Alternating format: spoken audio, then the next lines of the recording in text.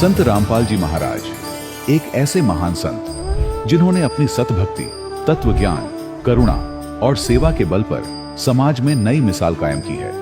संत रामपाल जी महाराज की अगुवाई में उनके सभी सतलोक आश्रमों से समाज कल्याण के अद्भुत कार्यों ने समाज को सुनहरे भविष्य की एक नई उम्मीद दिखाई है। संत रामपाल जी महाराज से नाम दीक्षा लेने के बाद लाखों लोगों की लाइलाज बीमारियां जैसे कैंसर, एड्स आदि ठीक हुई। संत जी के ज्ञान से प्रेरित होकर उनके अनुयायियों ने लाखों यूनिट रक्तदान किया। संत जी ने लाखों बहन बेटियों का दहेज मुक्त विवाह करवाया।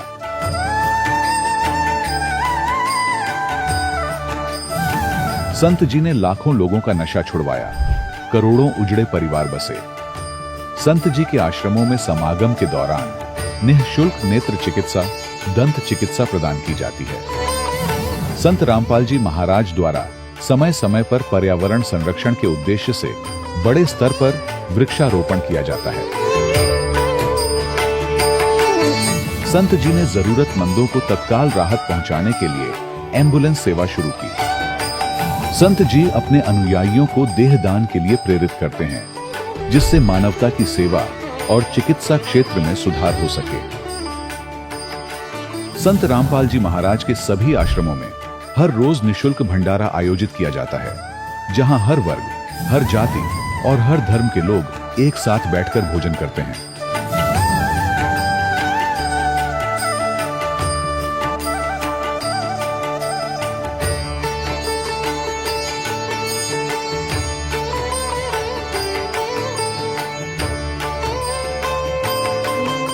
संत रामपाल जी महाराज की अन्नपूर्णा मुहिम ने गरीब और बेसहारा लोगों के जीवन में एक नई ऊर्जा और उम्मीद को जन्म दिया है। घर घर खाद्य सामग्री और जरूरी मदद पहुंचाकर संत रामपाल जी महाराज ने लोगों को दुख और मजबूरी से लड़ने की ताकत प्रदान की है।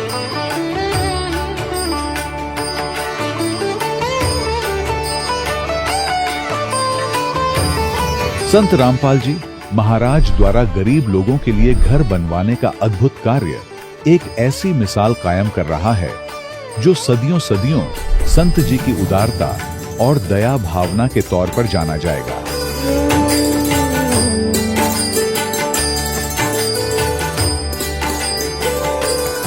संत रामपाल जी महाराज के आश्रम में हजारों बुजुर्गों को सम्मान और प्यार के साथ जीवन जीने का अवसर मिलता है। उनके खाने, रहने और स्वास्थ्य की पूरी जिम्मेदारी संत रामपाल जी महाराज उठाते हैं। अनाथ बच्चों के लिए संत रामपाल जी महाराज के सभी आश्रम किसी वरदान से कम नहीं।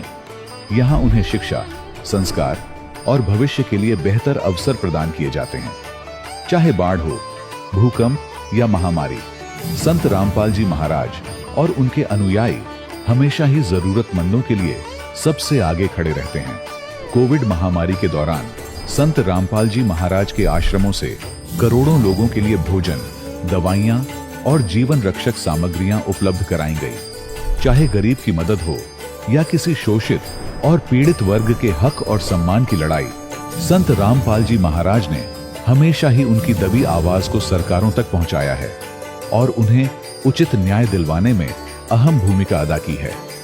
समाज में आध्यात्मिक और सामाजिक मूल्यों के प्रति जागरूकता लाने में संत रामपाल जी महाराज हर कदम पर मानवता के सच्चे सेवक साबित हुए हैं। संत रामपाल जी महाराज का जीवन हमें सिखाता है कि सच्ची सेवा वही है जो निस्वार्थ भाव से की जाए। आइए हम भी इस महान सेवा के कार्य में इस महान संत से जुड़ें और संत रामपाल जी महाराज से नाम दीक्षा लेकर अपने जीवन को धन्य बनाएं।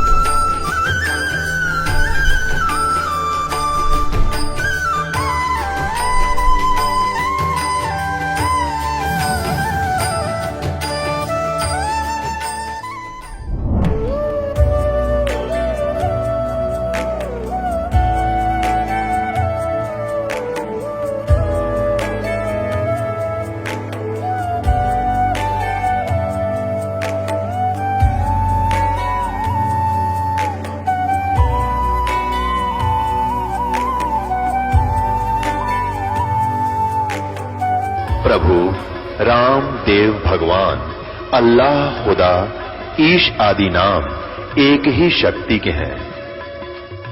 वो कैसा है, कहां है, कैसे मिलता है, किसने देखा है?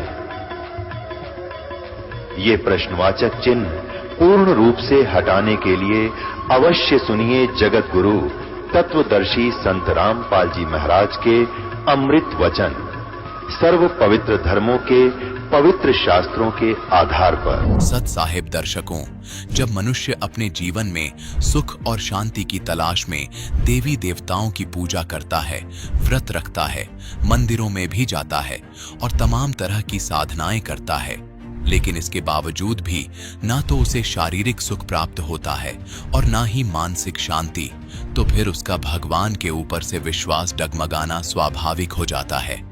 दर्शकों, कुछ ऐसी ही कहानी थी झारखंड के रहने वाले प्रिय रंजन प्रसाद जी की। प्रिय रंजन जी बचपन से ही धार्मिक प्रवृत्ति के थे।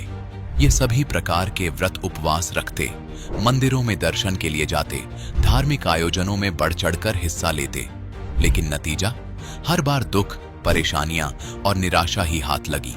लेकिन दर्शकों, आज प्रिय रंजन जी का कहना है कि जब से मुझे संत रामपाल जी महाराज द्वारा लिखित पुस्तक ज्ञान गंगा मिली है, तब से मेरा जीवन पूरी तरह से बदल गया है। दर्शकों, अब सवाल यह उठता है कि आखिर ज्ञान गंगा पुस्तक में ऐसा क्या है? ऐसी कौन सी बात है जो इस पुस्तक को पढ़ते ही इंसान का जीवन बदल जाता है? आखिर इसके पीछे की सच्चाई क्या है? आइए सुनते हैं प्रिय रंजन प्रसाद जी की कहानी, उन्हीं की जुबानी। नमस्कार सर। नमस्कार सर। सर, क्या नाम है आपका? मेरा नाम है प्रिय रंजन प्रसाद। प्रिय रंजन जी, आप कहाँ से हैं? हम सुगियर का तरहसी पलामू झारखंड के रहने वाले हैं। सर, संत रामपाल जी महाराज से नाम दीक्षा आपने कब ली? हम संत रामपाल जी महाराज से नाम दीक्षा 20 मई 2018 ईस्वी को ली। संत रामपाल जी महाराज से नाम दीक्षा लेने से पहले आप क्या भक्ति साधनाएं करते थे? जो पारंपरिक भक्ति साधना जो गांव घर में करते हैं, देवी देवता का पूजा, ब्रह्मा विष्णु महेश का साधना, यही सब, देवी दुर्गा का जो पूजा पाठ, वही सब किया करते थे। तो फिर क्या कारण बना कि आप संत रामपाल जी महाराज जी की शरण में आए? ऐसा समस्या बना कि 2012 से लेके 2018 के बीच में 6 साल तक मेरा मानसिक संतुलन बहुत खराब हुआ। बहुत डॉक्टरों के पास इलाज करवाए, 7 लाख 8 लाख रुपया का लगभग खर्चा हुआ। कांके में भी इलाज कराया गया, भर्ती कराया गया हमको। बहुत तरह से तांत्रिक के पास भी हमने खर्चा किया। एक बार महामंदिर में जाप भी कराए, उसमें 40,000 रुपया खर्चा हुआ। बहुत करने के बाद भी हमको कोई लाभ नहीं हुआ। मेरा 6 साल मानसिक संतुलन खराब रहा। उस दौरान जैसे मट्टी के तेल घर में था तो कोई कुछ बोल दिया तो उसको उझेल दिए, 200 लीटर मट्टी तेल बहा दिया, कभी खपड़ा पीट दिया, कभी किसी से लड़ाई झगड़ा कर लिया।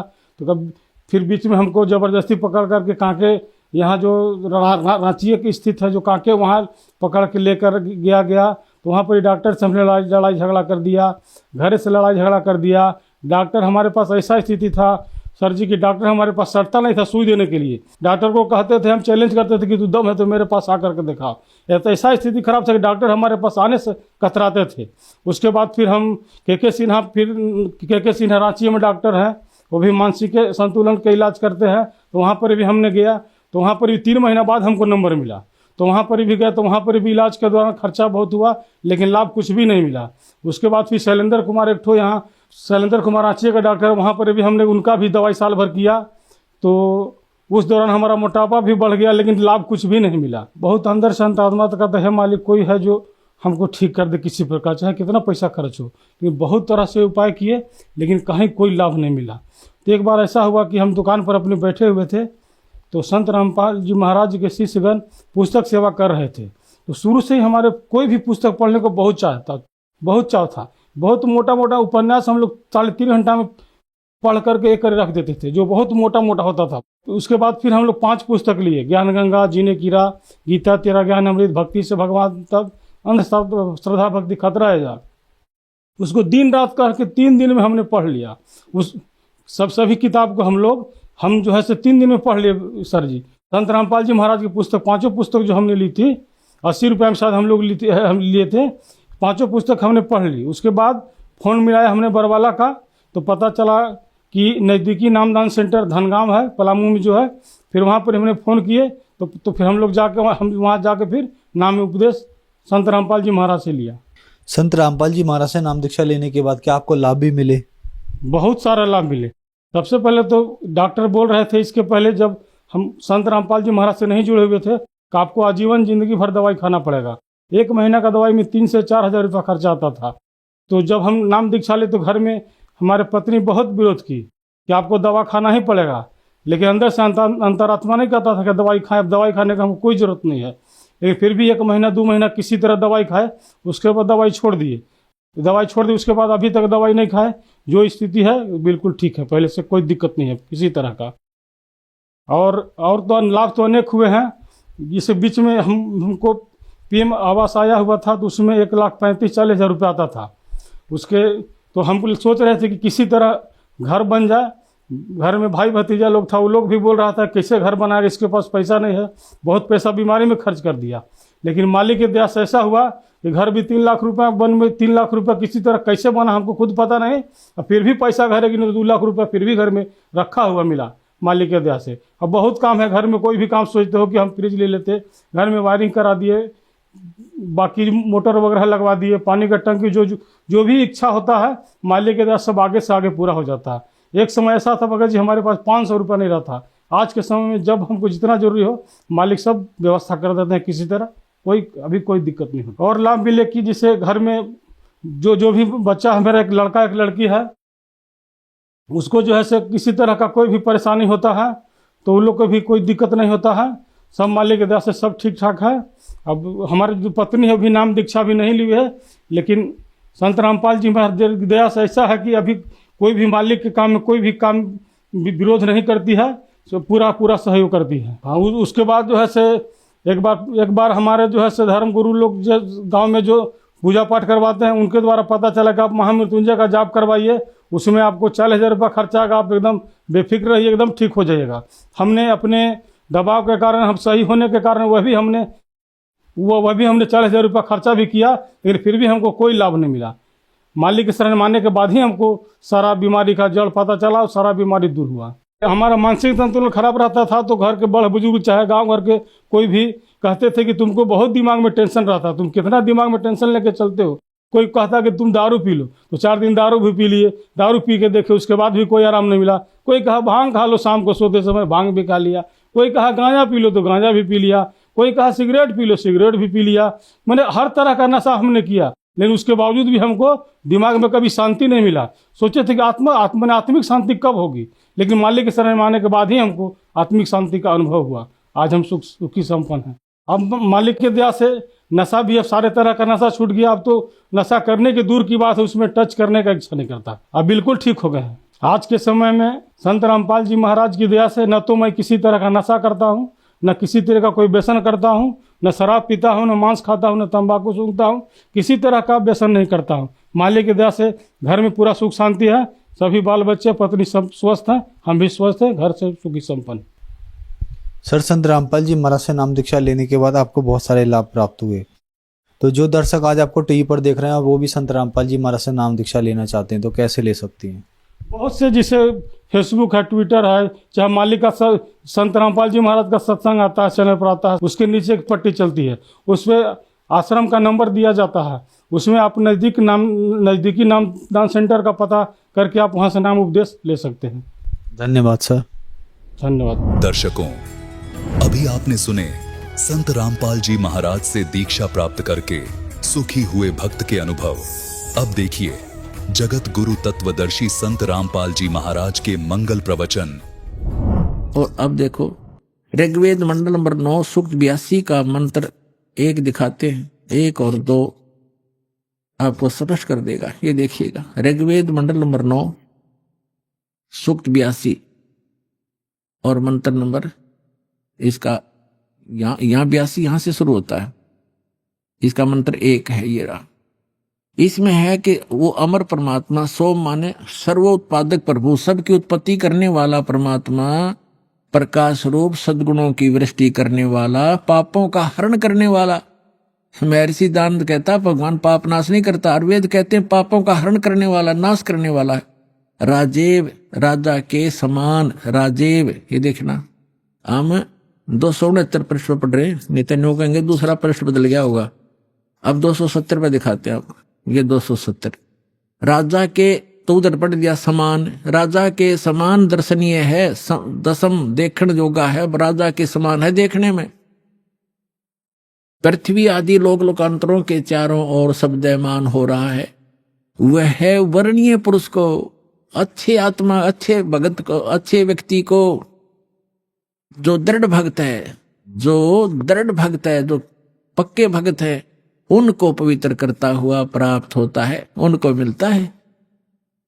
जिस प्रकार विद्युत आकाशीय बिजली सन्हे वाले स्थानों को आधार बनाकर प्राप्त होता है, जैसे पहले वर्षा के दिनों में हमारे घरों में एक कांसी धातु होती थी, कांसी, उसके थाली बेले गिलास कटोरे हुआ करते थे। और हमारी दादी जी कहा करती थी हमारी माताओं से, चाची ताइयों से, कि बाहर जो थाली रखी होती, बेले रखे होते कांसी के, कहा करती इनको अंदर रखो, क्योंकि कांसी की धातु पर, थाली पर बिजली गिर जाती है आकाश की, क्योंकि उसका अट्रैक्शन होता है। तो यहां यही कहा है, वेद बता रहे हैं कि वो परमात्मा अपने उन पुण्य आत्माओं को ऐसे आधार बनाकर प्राप्त होता है, उसका अट्रैक्शन होता है उन अच्छी आत्माओं, दृढ़ भक्तों में। जिस प्रकार आकाशीय बिजली धातु विशेष पर अट्रैक्ट होकर उसी पर आधार बनाकर आती है। बता के कसर छोड़ दी, क्या कमी छोड़ दी वेद ने बताने में। अब आगे देखो, ऋग्वेद मंडल नंबर 9 सूक्त 82 का मंत्र नंबर 1 आपने पढ़ लिया। अब दो में क्या बताया है, किस लिए आता है वो? हे परमात्मन, उपदेश करने की इच्छा से आप, ओह, यानी ज्ञान देने के लिए, यथार्थ ज्ञान देने की इच्छा से आप महापुरुषों को प्राप्त होते हैं। हो गया स्पष्ट? यही स्पष्ट करना था कि जैसे आकाशीय बिजली आती है, गतिशील होकर के यहां आते आप। और देखो ऋग्वेद मंडल नंबर 9 सूक्त 82 का मंत्र नंबर 3 में क्या कहा है, पवित्र यज्ञों में रक्षा से आप प्राप्त होते हैं। पृथ्वी आदि लोकांतरों में गति करते हुए, सर्वव्यापक नहीं, आप है, गति करते हुए, ये गलत लिखा है, इन अपनी सोच थोड़ी अड़ाई है। आप माने आप स्वयं गतिशील होकर विराजमान होते हैं।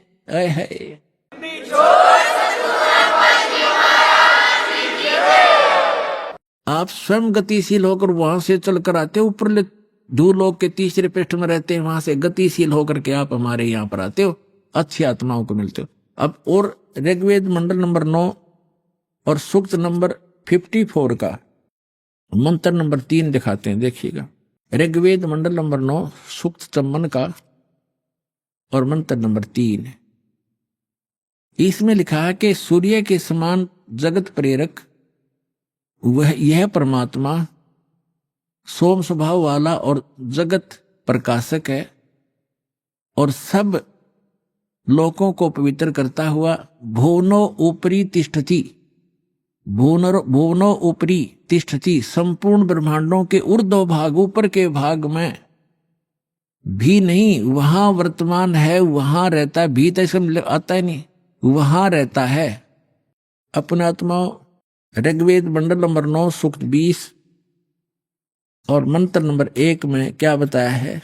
ऋग्वेद मंडल नंबर 9 सूक्त 20 मंत्र 1 में वह परमात्मा, यह लिखना कबीर देव, ये कवि नहीं, ये कबीर देव, ये ऊपर लिखा कबीर देव, इस रे को इन्होंने यहाँ कबीर लिखना था, कबीर देव, वो कबीर परमेश्वर मेधावी, यहाँ लिखना था कबीर परमेश्वर है, वह परमात्मा कबीर देव है। कबीर परमात्मा वह कबीर देव है जो सबका रक्षक है, विद्वानों की तृप्ति के लिए ज्ञान को देता है। विद्वान यानी वही आकर के वो ऐसा ज्ञान देता जिससे बुद्धिमान लोग तृप्त होते हैं, संतुष्ट होते हैं। और सहनशील है, संपूर्ण दुष्टों को संग्रामों में यानी ज्ञान के युद्ध में तिरस्कृत करता है, सबको पराजित कर देता है अपने तत्व ज्ञान से। अब आज इतना ही इन सदग्रंथों से हमने लेना था। अब दास सुनाएगा। आज का जो सत्संग सुनाना चाह रहा था दास, अब शुरू कर रहा हूं उसको, लेकिन समय थोड़ा है इसलिए संक्षिप्त में बताऊंगा। अब 2 प्रकार से मानव शरीर प्राप्त होता है। और दूसरा ये था कि सत्संग केवल परमात्मा ही आकर बताते हैं, यथार्थ ज्ञान स्वयं भगवान बताते हैं। तो वो परमात्मा 600 वर्ष पहले आए थे, उन्होंने यथार्थ ज्ञान दिया और वो अच्छी आत्माओं को मिलते हैं और उनको फिर यथार्थ ज्ञान से परिचित कराते हैं। उसके लिए परमेश्वर ने स्वयं कहा है, चारों युग में मेरे संत पुकारे, कूक कहा हम हेल रे, हीरे माणक मोती बरसे, ये जग चुगता ढेल रे। चारों युग में मेरे संतों ने आवाज लगा लगा कर, हेला देकर, आवाज ऊंचे स्वर में गूंज गूंज कर बोला है। और हमने भी चारों युग में मेरे संत पुकारे, मेरे संत जो मुझसे परिचित हुए, और कूक कहा हम हेल रे, हमने सब जगह आवाज लगा लगा कर ढोल के डंके पर कहा कि तुम साधना गलत कर रहे हो, तुम अपने ग्रंथों से परिचित नहीं हो बच्चों, हम जो ज्ञान दे रहे हैं ये मोक्षदायक है, तुम्हारा पाप नाश करेगा, तुम्हें सुख देगा। तो जो यथार्थ भक्ति मार्ग रूपी हीरे मोती लाल वो तुमने स्वीकार नहीं किए, और आन उपासना शास्त्र विधि त्याग कर मनमानी पूजा करके वो कंकर पत्थर इकट्ठे कर लिए जो जिनकी कोई कीमत आगे नहीं मिलनी आपको। तो यहाँ बताते हैं, चारों युग में संत पुकारे, कूक कहा हम हेल रे। और ये सत साधना मोक्षदायक ज्ञान और भक्ति रूपी हीरे माणक मोती बरसें, ये जग चुगता ढेर रे। हमरा ज्ञान किन्हें ना सुनिया, और पर भी लेन जात है दुनिया। हमारा ज्ञान कोई सुनता नहीं, और वहां पर भी में नहाने जाते हैं उस तालाब में जहां इन शास्त्र विरुद्ध ज्ञान देने वाले साधकों ने, संतों ने मिसगाइड किया हुआ है। वहां कुंभ का मेला लगेगा, उस तालाब में नहाने से मोक्ष हो जाएगा। आपके से पहले तो कछुए मच्छी और वो उसके अंदर मछलियां मेंढक रहते हैं, वो ही मुक्त हो जाते हैं, आपसे पहले उसके अंदर ही पड़े हैं वो। अरे बोले आदमी है, कहीं गीता जी में लिखा कहीं पर ये जा करके पर भी लेकर आओ, या कोई अन्य मंत्र जाप करो, या श्राद्ध निकालो।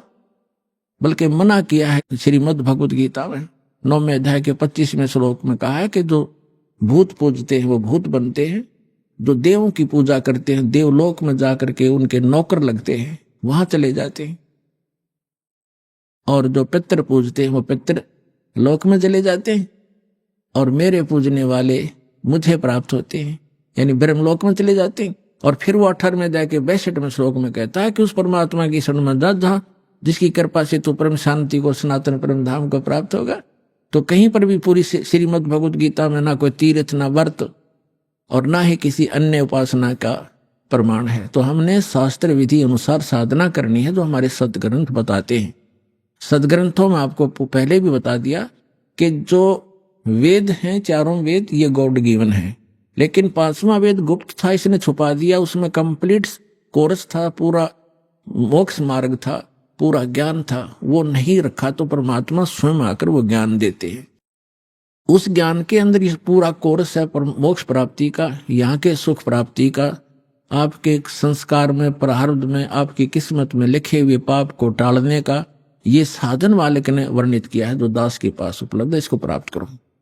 अब जो सत्संग आज सुनाना चाह रहा था दास, उसकी अब भूमिका बनी है 2 घंटे में। अब 2 प्रकार से मानव शरीर प्राप्त होता है। एक तो पूर्व जन्म के संस्कार, जिनके शुभ संस्कार होते हैं, उनको लगातार कई मनुष्य जीवन भी मिल जाते हैं। पुण्य संस्कार कब बनते हैं? जब परमात्मा तीसरी सतिथि का रूप धारण करके कभी किसी क्षेत्र में प्रकट होते हैं और वो अपनी किसी प्यारी आत्मा को यथार्थ ज्ञान बता जाते हैं। उसके कारण फिर आसपास के क्षेत्र में वो ज्ञान कुछ समय तक ठीक चलता है, तो वो पुण्य आत्माएं भक्ति से युक्त हो जाते हैं और फिर वो लगातार कई जन्म भी प्राप्त कर लेते हैं। उन जन्मों में यदि संत नहीं मिला पूर्ण, तो वो पूर्व जन्म की अपनी जो किस्मत की जो भक्ति कमाई है उसका नाश करके चले जाते हैं। उनको सुख तो होता है पहले जन्म की कमाई से, और वो सोच रहे हैं कि हम जो साधना करें इसी से सुखी है, तो ये भ्रमणा उनको बनी रहती है। तो जितने आज दास देख रहा है, राधा स्वामी, धन धन सतगुरु, जय गुरुदेव, आसाराम, सुधांशु जी, ये जितने भी कृपालु, ये क्या नाम है, कुमार स्वामी, जो 10-10, 15-15, 20-20, 30-30, 40-40 वर्ष से इनके पास रहे, जब तक इनके पुण्य पूर्व जन्म के चले तो ये सुखी नजर आवे थे, साधना वो गलत कर ही रहे थे। अब उनकी ऐसी दुर्गति हो रही है, रो रो कर आ रहे हैं। ये सतपाल जी के पुजारी और ये बालेश्वर के पुजारी, अंसा देश वाले, अब ये रोते हैं आकर के। एक अध्यापक कहता, मैं पैसे से अध्यापक हूं और मेरा इकलौता पुत्र था, मैं सतपाल का चेला था, 40 वर्ष से वहां लगा हुआ था, इकलौता पुत्र की मृत्यु होगी और उस दिन से टक्कर मार के रो रहा हूं।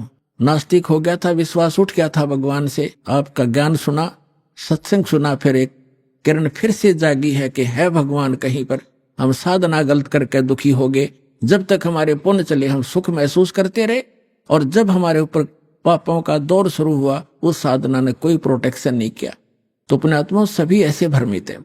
तो जो मानव शरीर प्राप्त प्राणी है वो दो प्रकार से हैं। एक तो ऐसे आपको बता दिया, तो वो भटकते रहते हैं भगवान के लिए, कहीं ना कहीं वो बैठ ही नहीं सकते। तो अब आपका जो जन्म है मनुष्य जीवन का ऐसे समय में हो गया, यदि अब जन्म ना होता तो पहले की तरह आप भी भटक कर चले जाते। आज से 10 वर्ष पहले कोई मर गया तो वो गया अपना जीवन नष्ट करके।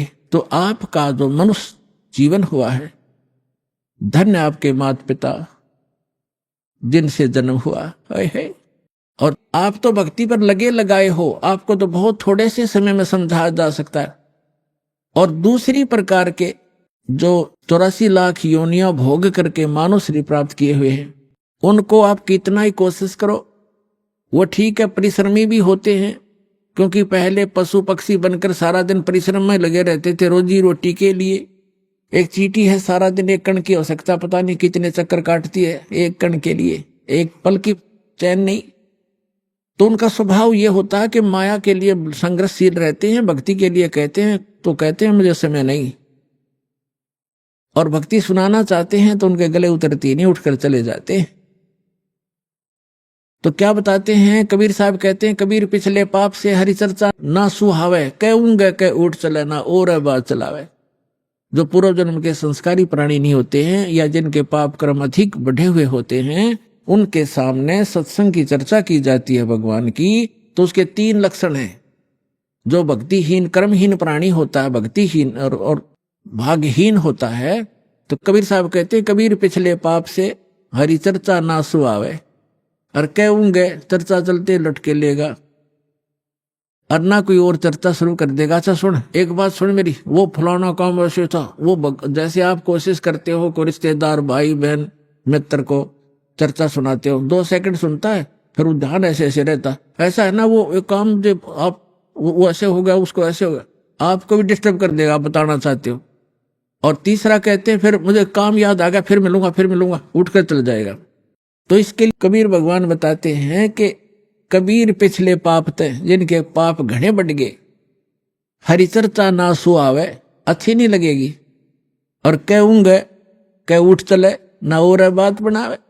तो ये उस व्यक्ति के लक्षण हैं जो पिछले जन्म के पापों से ज्यादा ग्रस्त है, या जो सीधा 84 लाख प्रकार के प्राणियों से पशु पक्षियों की योनि से सीधा मनुष्य जीवन प्राप्त किया है। तो उसके अंदर भक्ति प्रवेश करना बड़ा कठिन होता है, लेकिन हो जाती है। उसको थोड़ा ज्यादा समय लगेगा इस ज्ञान को समझने में, और शुरुआत एक बार हो जाती है, धीरे धीरे किसी ना किसी जन्म में तो वो हो ही जाती है। एक कागभूषण नाम के, अपने पुराणों में भी इसका प्रमाण आता है, कागभूषण नाम के एक महापुरुष हुए हैं, और एक गरुड़ जी जो श्री विष्णु जी के वाहन माने जाते हैं। इन दोनों की एक बार आपस में चर्चा हुई। कागभूषण कैसे हैं, उनका बाकी का शरीर मनुष्य सदृश है, लेकिन चोंच और ऊपर का हिस्सा जो मुंह है वो कौवे का है, उसको कागभूषण कहते हैं। इन दोनों की आपस में एक बार चर्चा हुई, और कागभूषण से गरुड़ जी ने पूछा, हे भूषण जी, आपके पास बैठने से मुझे बहुत शांति मिलती है, आपने ये जो भक्ति विधि और ये अमरत्व, क्योंकि कागभूषण जी की काफी लंबी आयु हो गई है, काफी प्रलय उसके सामने हो चुकी हैं, अभी भी वो विद्यमान है। तो उसके लिए पूछा कि आपको ये कैसे प्राप्त हुई। तब कागभूषण ने कहा कि एक लंबी कहानी है गुरुड़ जी, मैं एक बार 20 वर्ष की उम्र थी मेरी, और एक भयंकर अकाल गिर गया। हम भाई बहन थे, मेरे से छोटे मेरे भाई बहन थे। उस अकाल के दौरान वो भूख सहन नहीं कर सके, उनकी मृत्यु होगी, मेरे माता पिता की भी मृत्यु होगी, वो भी भूख सहन नहीं कर सके। मैं युवा था, जिस कारण से मैं उस अकाल को झेल कर माता पिता और परिवार के नाश होने के बाद उस क्षेत्र को छोड़कर मैं अवंतिका नगरी में चला गया। वहां अकाल नहीं था। उससे पहले मेरे असंख्य जन्म चले गए, मनुष्य जीवन मैंने बर्बाद कर दिए, कभी मैंने भक्ति नहीं की, क्योंकि वो पिछले जन्म मुझे अब मेरी दिव्य दृष्टि खुल जाने से नजर आ रहे हैं कि पिछले मानव शरीर मैंने कैसे बर्बाद किए थे। तो बता रहा कि पिछले जन्म मैंने बहुत नाश कर दिए, और एक जन्म जो मेरा हुआ, माता पिता मर गए भूख से तड़प कर, मेरे भाई बहन मर गए भूख से तड़प कर। कैसा ऐसी खिली फुलवाड़ी थी हमारे घर की, सारे भाई बहन खुशी खुशी रहते थे, और एक वर्ष में ऐसी जुल्म गिर गया, ऐसा कहर टूट गया, हमारा नाश हो गया। मैं सोचने पर विवश हो गया कि ये क्या जीवन है। कल तक हम कैसे खुशी मंगल से रहते थे, प्यार करते थे, कहाँ गए आज मैं टक्कर मार लिया, रो लिया, सारा कुछ कर लिया, वो मिल नहीं रही। ये खाक जीवन है, कहाँ रह रहा हूं मैं। ऐसे करते करते एक मंदिर के अंदर एक पंडित जी भगवान शिव का पुजारी था, मैं वहां चला गया, उसको अपना दुख रोया। दयालु था ब्राह्मण, मुझे सीने से लगाया और कहा, बेटा यहाँ तो ऐसे ही कहर गिरते हैं, आप भक्ति कर लो, स्वर्ग में चले जाओगे, वहां दुख नहीं है। ब्राह्मण को ज्ञान स्वर्ग तक का ही था, और कहा, बेटा तुम दीक्षा ले, दीक्षा गुरु बनाए बगैर मोक्ष नहीं होता। अब कागभूषण बता रहा है कि मेरे इतने पाप थे, पापी के पिछले जन्म जन्म के कभी भक्ति शुरू नहीं करी थी। मेरे अंदर भक्ति प्रवेश करने में 6 महीने लग गए, लगातार संत के साथ रहने में। अब 6 महीने तक मैं मंदिर में रहा, रोज उनकी कथा सुनता, वचन सुनता, पर नाम लेने की इच्छा कभी मैंने व्यक्त नहीं की। गुरुजी कहते, महात्मा जी के बेटा दीक्षा ले ले, मैं कान्ना पे कह टाल जाता, ना हाँ कहता ना कहता। और दीक्षा उसी को प्रफुल्लित होती है जो सब इच्छा से अपनी लगन से प्राप्त करता है। जबरदस्ती दिया हुआ नाम काम नहीं करता। तो उस पंडित जी ने इसलिए उसको जोर नहीं दिया। 6 महीने के बाद कहता, लगातार सत्संग सुनने के बाद मुझ पापी के कुछ पाप नरम हुए, और तब मैंने दीक्षा प्राप्त की। दीक्षा प्राप्त करके कुछ दिनों के बाद फिर मेरे अंदर एक बकवाद भागी, जो गुरुजी कथा सुनाया करते हो मुझे भी याद होगी। मैं युवा था, गुरुजी वृद्ध हो गए थे, मेरी आवाज में कसक थी, जितने भी श्रोता थे अब मेरी तरफ आकर्षित हो गए और कहने लगे, हो आप तो गुरुजी से भी बढ़िया ज्ञान सुनाते हो। अपने आत्माओं यहाँ मार खाता प्राणी, इस ज्ञान को सुनकर कोई वक्ता बन बैठेगा, 10 उसके प्रशंसक हो जाएंगे, वो भी अपना नाश जीवन करेगा। अब ज्ञान पुराणों का था, बढ़िया और घटिया क्या हो गया इसमें, गुरुजी से बढ़िया सुनाने लग गया वो। तो यहाँ मार खाते श्रोता भी और वो भक्त भी मार खाते, मान बढ़ाई छा जाती है, सबसे बड़ी दुश्मन है जीव की। एक दिन मैं बैठा था, कथा कर रहा था, श्रोता बैठे थे, गुरुजी आए मंदिर में अपने घर से।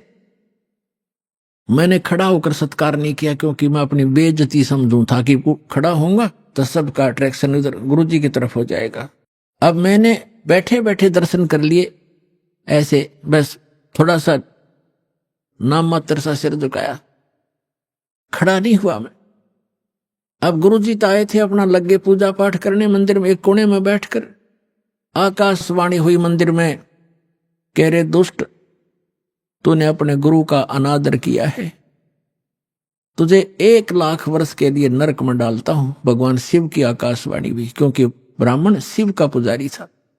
अब वो आकाशवाणी सुन ली गुरुजी ने, उसने कहा, अरे बेटा भूषण, उसका नाम कुछ और था उसमें, बेटा भगवान क्यों नाराज हो गया तेरे से। गुरुजी ने नहीं ध्यान दिया कि इसने मेरा आदर किया या अनादर किया।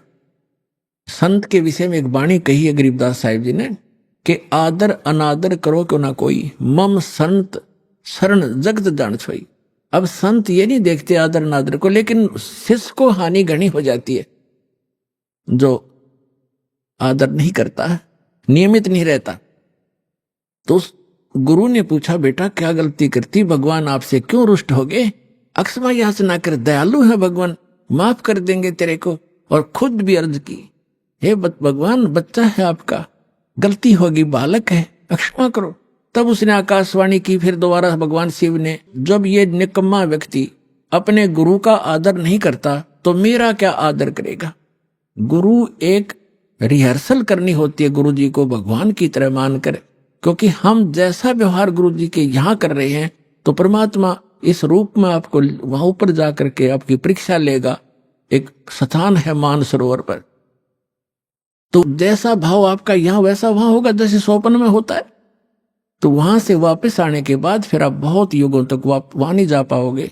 इसलिए एट प्रेजेंट आपने गुरु जी के साथ ऐसा व्यवहार करना चाहिए, ऐसा बोलना चाहिए जैसे हम भगवान से कर रहे हो। तो इस प्रकार ना करने से तब उसने कहा कि जिसने आपका आदर अनादर किया, आपका नहीं मेरा अनादर किया, इसको 1 लाख वर्ष तक नरक में डालूंगा। फिर काफी समय तक हाथ जोड़े रहा ब्राह्मण, आपका बच्चा है, बख्श दो दाता, बालक है, गलती होगी, अरे तो भी मांग माफी, बच्चे मांगी माफी मांग। लेकिन फिर आकाशवाणी हुई कि मेरा वचन ना खाली जाई, यम के लोग चलो रे भाई।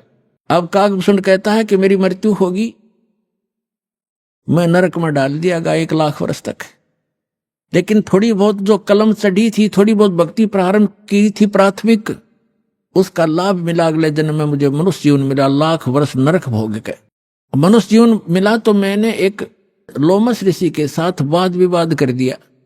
उसने मुझे श्राप दे दिया, अरे चंडाल, तो चंडाल के घर जन्म हो तेरा, तो वाद विवाद करता है। तो कागभूषण कहता है कि गुरु जी मैंने दुख नहीं माना संत के उस कुवचन का, और उसने श्राप दे दिया। मैंने हाथ जोड़कर ये कहा कि हे महर्षि जी, दास पर गलती बन गई, मैं नीच व्यक्ति हूं, मैं कर्महीन हूं, तभी तो ऐसी भाषा में आपके सामने बोल गया, मेरा दुर्भाग्य था। एक दया करियो दयालु कि मैं किसी जन्म में चाहे चंडाल का पैदा हूं पर भगवान की भक्ति ना भूल पड़े, ये दया करते मुझे। तो ये आशीर्वाद दे दिया लोमस ऋषि ने।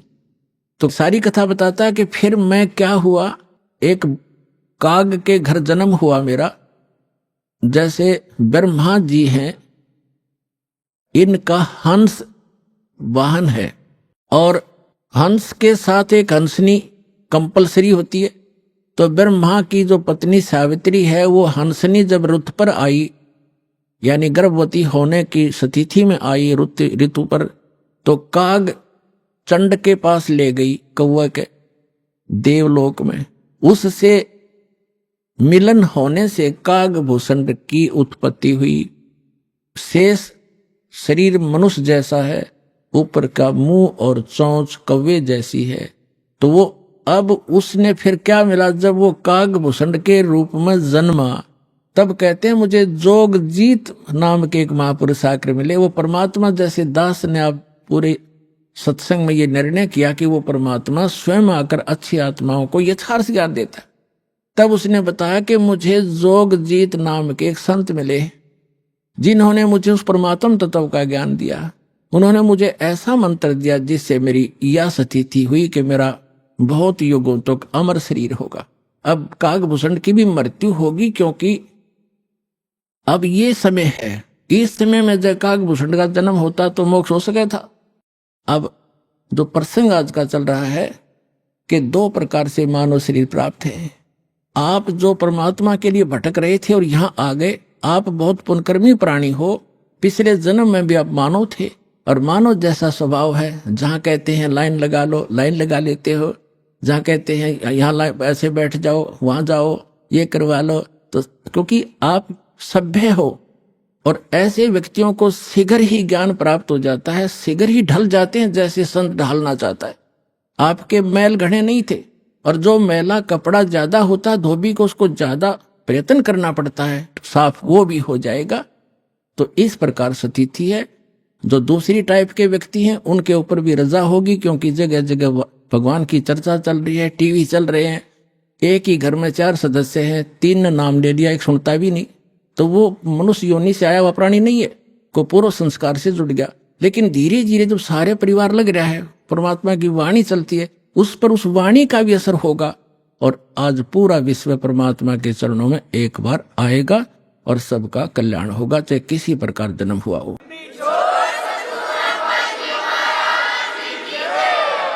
पुण्यात्माओं, आपके ऊपर रहम किया उस दीनदयाल ने,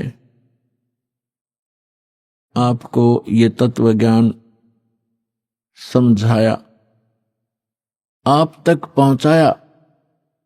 आप तक ये तत्व ज्ञान पहुंचाने के लिए उस परमेश्वर ने कितने कितने कष्ट उठाए। आप तक पहुंचने के लिए उस परमात्मा ने भिन्न भिन्न भेष बनाए, और आप जी ने इस काल की भांग को इतना पी लिया कि इस काल के इस नकली सुख, इस झूठे सुख के नशे में आप भगवान को पहचानना भूल गए। परमेश्वर कहते हैं, मैं रोवत हूं सृष्टि को, सृष्टि रोवे मोहे, गरीबदास इस वियोग को समझ न सकता कोई। हमारे पिता कहते हैं, हमारे भगवान कहते हैं कि मैं तुम्हें रो रहा हूं, तुम्हारे लिए भटक रहा हूं कि तुम गलत स्थान पर रह रहे हो, या कोई जीव सुखी नहीं, या सुख नाम की वस्तु नहीं, और आप यहां सुख खोज रहे हो और सुख देने वाले उस भगवान की खोज कर रहे हो, उसके लिए रो रहे हो, तड़फ रहे हो।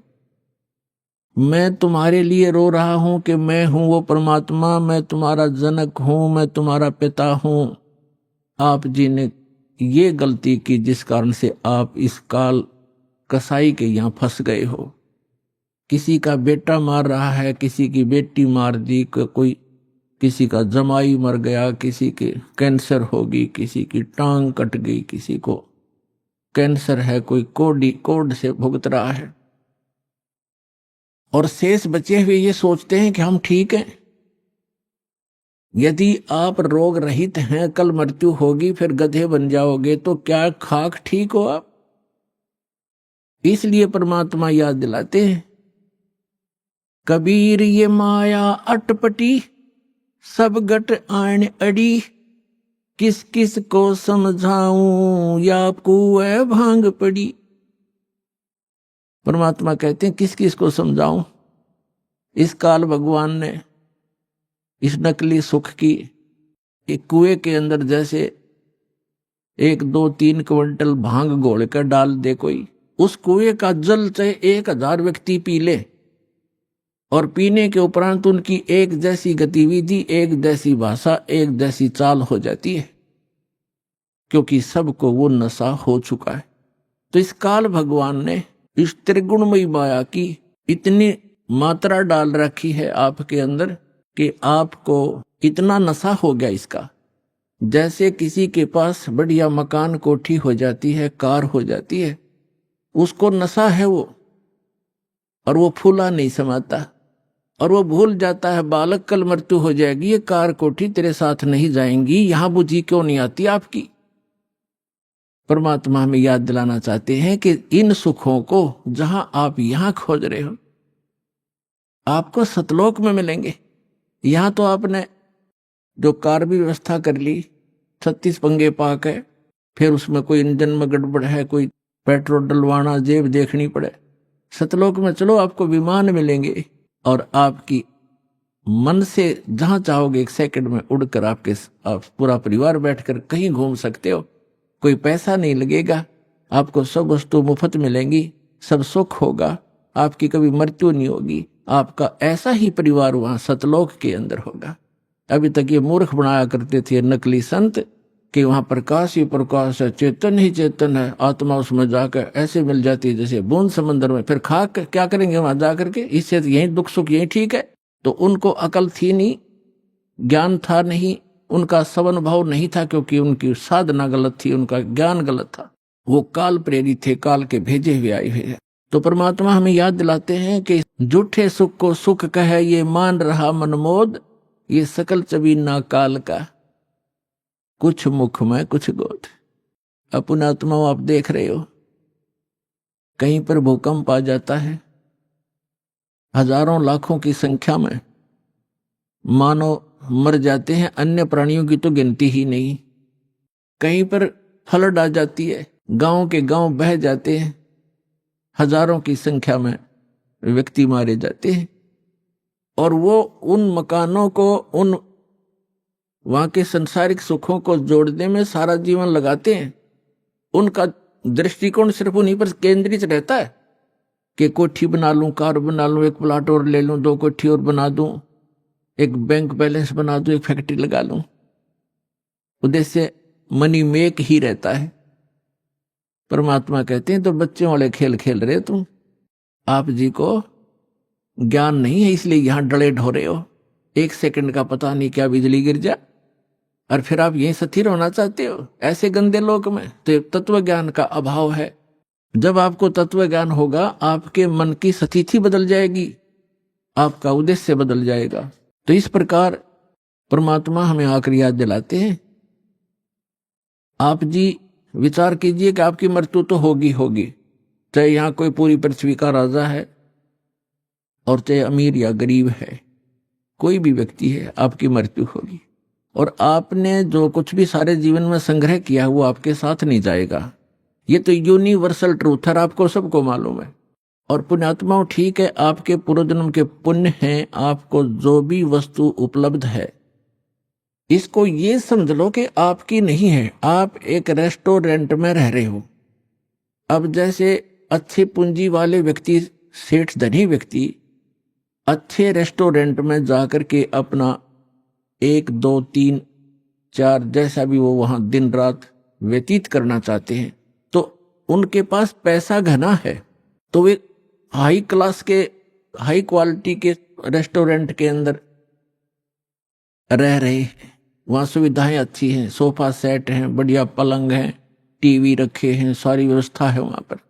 बैल बजा दी, बैरा आ गया, जो वस्तु मांगी उपलब्ध होगी खाने और पीने की। और एक गरीब व्यक्ति जाके एक सिंपल होटल में रुका है जिसमें एक तख्त पड़ा है और सिंपल आहार है, थोड़ा खर्चा है उसका। तो ऐसा ही समझ लो आप, जो गरीब है वो एक सिंपल होटल में रह रहा है, अमीर है वो बड़े होटल में रह रहा है, लेकिन वस्तु किसी की नहीं। वहां पर होटल में गए व्यक्ति को पता होता है कि यहां तेरी वस्तु कोई नहीं है, इनको प्रयोग कर सकता है, वो भी अपने खर्चे से। तो इस काल भगवान का ये होटल है फॉर एग्जाम्पल। और इसमें आपके पुण्यों के कारण सुविधा जो आपको है वो आपके पूर्व जन्म की पूंजी से है, जेब आपकी ही खर्च हो रही है। जो सुविधाएं आपको उपलब्ध हैं आपके पुण्य क्षीण हो रहे हैं। और गरीब व्यक्ति है वो समझ ले सिंपल होटल में रह रहा है, कोई झोपड़ी में है चाहे सिंपल मकान में रह रहा है, तो वो भी एक होटल में ही है। एक दिन दोनों ने ही जाना है और दोनों ने वो सब वस्तुएं यही छोड़ जाना है। अब जाना कहाँ है?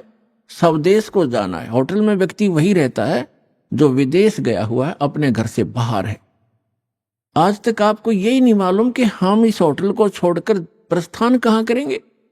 आपको तो जबरदस्ती जब आपकी पूंजी समाप्त हो जाती है, आपका समय समाप्त हो जाता है, उस होटल से पकड़कर बाहर फेंक दिया जाता है सड़क पे, आप कहीं जाओ। जब हम घर से बाहर चलते हैं वैसे किसी काम कार्यवश, तो जाने से पहले हम वहां कहाँ रुकेंगे, रात्रि हम कैसे व्यतीत करेंगे, उसकी व्यवस्था पहले करके जाते। और संसार छोड़ के जाने वाला व्यक्ति कभी सोचता भी नहीं कि मृत्यु के बाद मैं कहां जाऊंगा।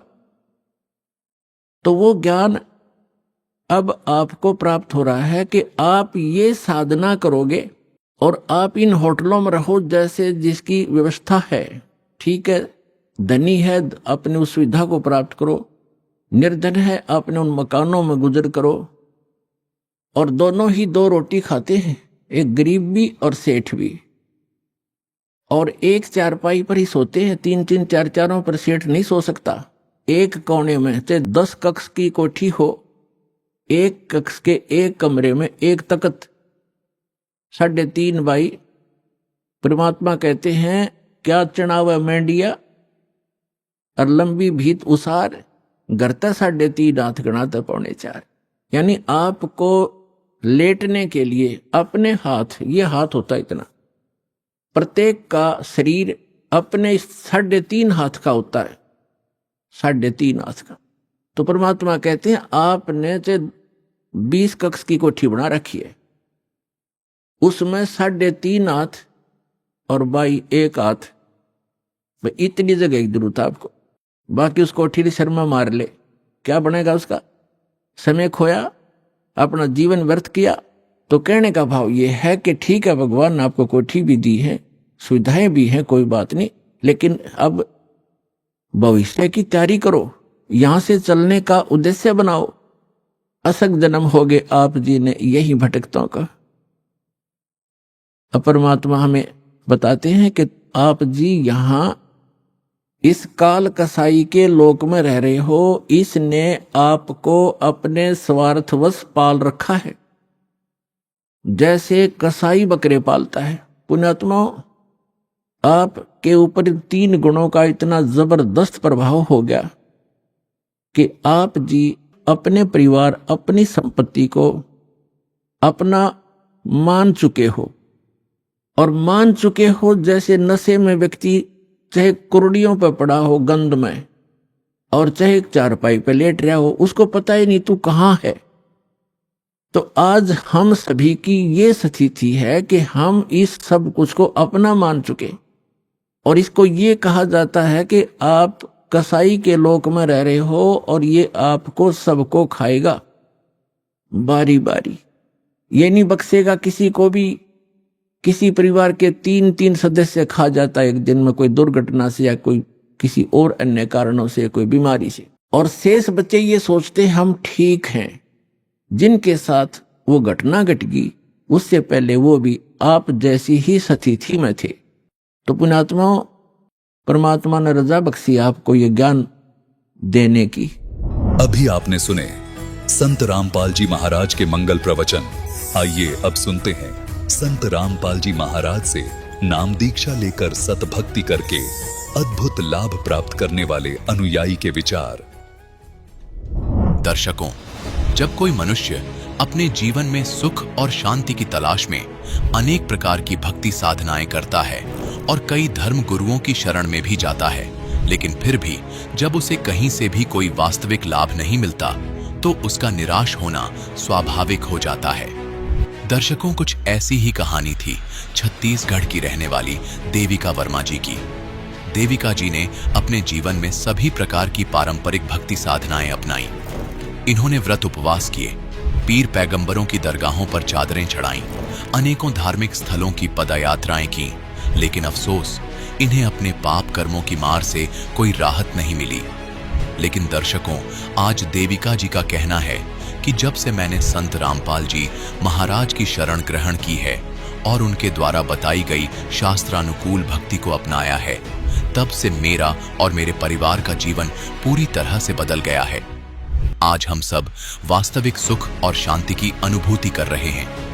दर्शकों, आखिर संत रामपाल जी महाराज की भक्ति में ऐसा क्या जादू है जो आज देविका जी जैसे लाखों श्रद्धालु अपने धर्म में वर्षों से प्रचलित भक्ति साधना को छोड़कर संत रामपाल जी महाराज जी से नाम दीक्षा ले रहे हैं?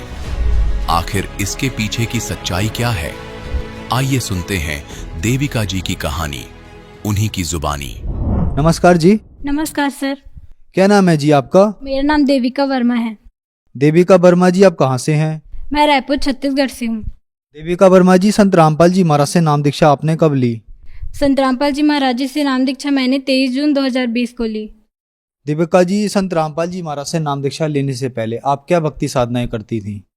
हम पहले सभी देवी देवताओं की भक्ति करते थे, जैसे शिव जी की, दुर्गा माता की, गणेश जी की, और मेरी मम्मी सोमवार का व्रत भी करती थी। सभी देवी देवताओं की भक्ति करते थे, जिससे हमें कोई भी लाभ नहीं हो रहा था। हम पहले बहुत दुखी रहते थे, आर्थिक स्थिति भी हमारी ठीक नहीं थी, और बार बार मैं बीमार भी पड़ जाती थी। मेरे पापा की भी तबीयत ठीक नहीं थी और मम्मी भी बीमार रहती थी। मेरे पापा को एक बार हार्ट अटैक आ गया था, जिससे डॉक्टर ने उन्हें 4 महीने काम ना करने के लिए कहा था, जिससे हमारी आर्थिक स्थिति और ख़राब हो गई थी। हमारे ऊपर 3 लाख का कर्जा भी था, और मेरी मम्मी भी बीमार रहती थी और मैं भी बीमार रहती थी। जैसे कि आपके बताने अनुसार आप बहुत ज़्यादा दुखी थे, तो फिर आप संत रामपाल जी महाराज जी की शरण में कैसे आए? पहले मेरे मामा संत रामपाल जी महाराज जी से जुड़े हुए थे। वो एक बार हमारे घर आए थे, तो उन्होंने हमें संत रामपाल जी महाराज जी के बारे में बताया। उन्होंने हमें सत्संग सुनने के लिए कहा और कहा कि आपके सभी दूर संत रामपाल जी महाराज जी से नाम दीक्षा लेने के बाद ही दूर हो सकते हैं। तो तो उनसे नाम दीक्षा लीजिए और भक्ति कीजिए। तो हमने उस समय उनकी बात नहीं मानी थी। फिर एक बार मेरे पापा की तबीयत और ख़राब हो गई थी, वो काफ़ी ज़्यादा बीमार हो गए थे, काम में भी नहीं जा पा रहे थे। तो हमने सोचा कि क्यों ना संत रामपाल जी महाराज जी का सत्संग सुनते हैं। तो मैं, मेरी मम्मी और मेरे पापा सत्संग सुनते थे और जो इंटरव्यू आता है वो भी देखते थे, उसमें भक्तों को बहुत सारे लाभ होते थे। तो पापा ने सोचा कि मैं भी अगर ठीक हो सकता हूँ तो मैं संत रामपाल जी महाराज जी से नाम ले लेते हैं। तो हमने 23 जून 2020 को ऑनलाइन घर पे ही नाम दीक्षा ली थी, क्योंकि उस समय लॉकडाउन था, संत रामपाल जी महाराज जी से। जैसे कि आपने बताया कि आपने संत रामपाल जी महाराज से ऑनलाइन नाम दीक्षा ली, तो क्या ऑनलाइन नाम दीक्षा लेने के बाद आपको लाभ भी मिले?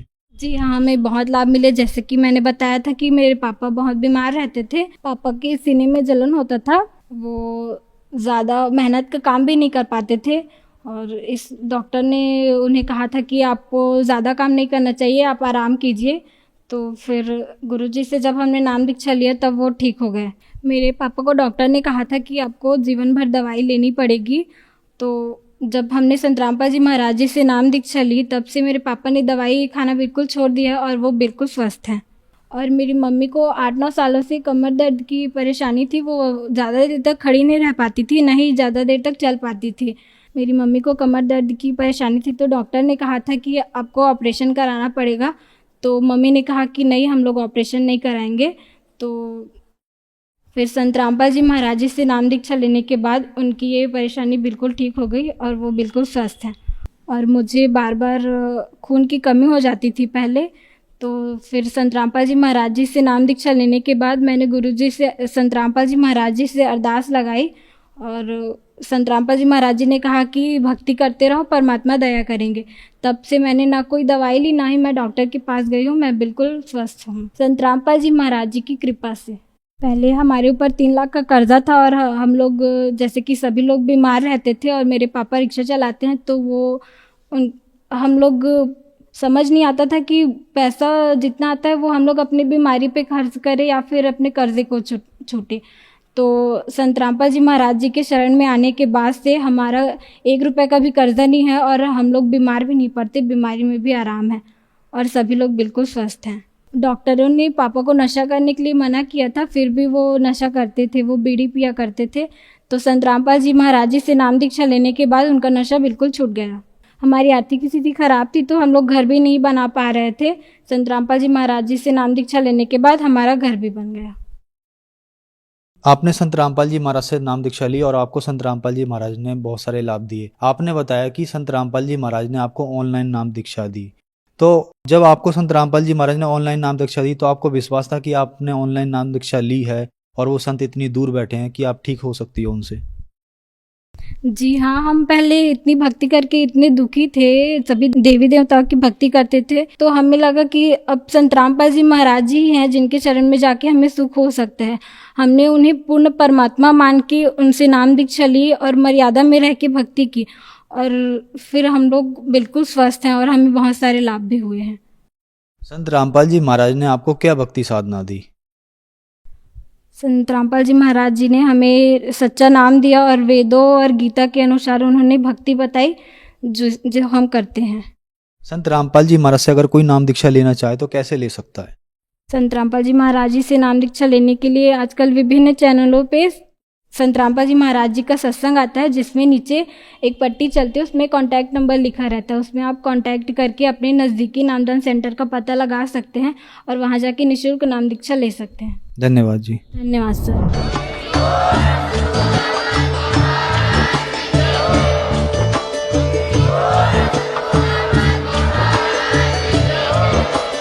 आप सुन रहे थे जगत गुरु तत्वदर्शी संत रामपाल जी महाराज जी के मंगल प्रवचन। अधिक जानकारी के लिए विजिट कीजिए हमारी वेबसाइट www.jagatgururampalji.org। संत रामपाल जी महाराज जी के शुभ आशीर्वाद से पूरे विश्व भर में 500 से भी ज्यादा नाम दीक्षा केंद्र हैं, जिन पर संत रामपाल जी महाराज जी द्वारा ऑनलाइन निःशुल्क नाम दीक्षा दी जा रही है। अपने नजदीकी नाम दीक्षा केंद्र का पता करने के लिए संपर्क करें 8222880541।